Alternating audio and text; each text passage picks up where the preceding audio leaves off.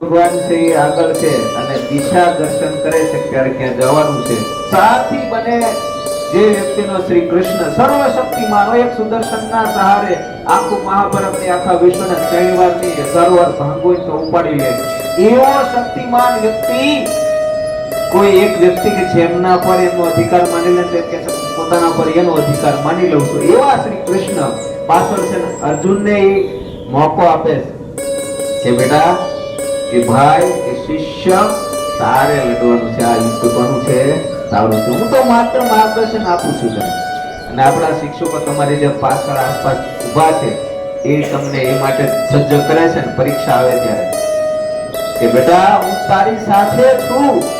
પરીક્ષા પહેલા પણ, પરીક્ષા સમયે પણ અને પરીક્ષા બાદ પણ તારું કામ એટલું છે કે તારે